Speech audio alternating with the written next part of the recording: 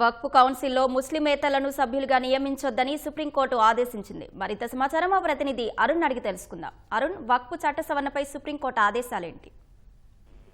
వక్ఫ్ చట్టానికి సంబంధించిన విషయంలో ఇటీవల పార్లమెంట్ ఆమోదించిన చట్టాన్ని ప్రస్తుతం ఉన్నటువంటి పరిస్థితుల్లో అమలు చేయడానికి వీలు లేదు అని చెప్పి దాఖలైనటువంటి సుమారు 70 పిటిషన్లపై సుప్రీంకోర్టు ఈ రోజు మరొకసారి విచారణ జరిపింది.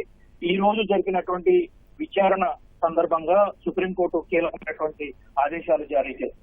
వక్ఫ్ కు సంబంధించినటువంటి ఇప్పటి వరకు ఆస్తులుగా ప్రకటించిన విషయాల్లో ఎలాంటి జోక్యం ఉండటానికి వీల్లేదు అని చెప్పి సుప్రీంకోర్టు స్పష్టం చేసింది. అదే సందర్భంలో ఎట్లాంటి మార్పులు చేర్పులు చేయడానికి అదే సందర్భంలో ప్రభుత్వాలు ప్రస్తుతం ఏ విధానాన్ని అయితే అవలంబిస్తున్నాయో అదే విధానాన్ని కొనసాగించాలని చెప్పి తదుపరి ఉత్తర్వుల వరకు దీన్ని కొనసాగించాలి అని చెప్పి సుప్రీంకోర్టు మధ్యంతర ఉత్తర్వులు ఇచ్చింది. అయితే మొత్తం చట్టాన్ని పూర్తి స్థాయిలో నిలుపుదల చేసేందుకు పార్లమెంట్ ఆమోదించిన చట్టాన్ని నిలుపుదల చేసేందుకు మాత్రం సుప్రీంకోర్టు ఆ చట్టం పైన స్టే ఇచ్చేందుకు నిరాకరించింది. పిటిషనర్లు లేవనెత్తినటువంటి అనేక అంశాలు వక్ఫ్ చట్టంలో హిందూ అదేవిధంగా ముస్లిమేతరులకు సంబంధించినటువంటి ప్రమేయము, వారితో పాటుగా కలెక్టర్లకు కొన్ని అధికారాలు ప్రత్యేకమైనటువంటి అధికారాలు ఇవ్వడము, ఈ విధంగా పలు అంశాలపై అసదుద్దీన్ ఓవైసీ సహా పలువురు ఈ అంశాలపై అభ్యంతరాలు లేవనెత్తారు. సుప్రీంకోర్టు ఆ అభ్యంతరాలన్నింటినీ నమోదు చేసుకున్న తర్వాత కేంద్ర ప్రభుత్వానికి నిన్ననే నోటీసులు జారీ చేస్తుంది. నిన్న విచారణ సందర్భంలో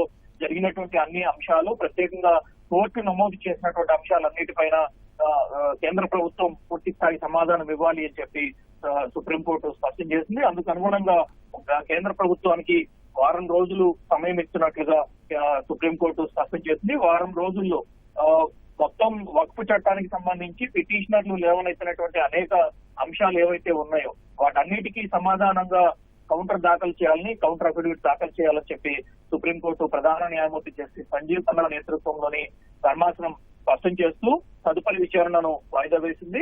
ఈ పిటిషన్లకు సంబంధించినటువంటి విషయంలో ఎలాంటి అంశాలు ప్రధానంగా లేవనెత్తినటువంటి అంశాల పట్ల కేంద్ర ప్రభుత్వం వైఖరి ఏ విధంగా ఉంది అనేటువంటి విషయాలన్నిటిపై స్పష్టంగా సమాధానం ఇవ్వాలి అని చెప్పి సుప్రీంకోర్టు స్పష్టం చేసింది.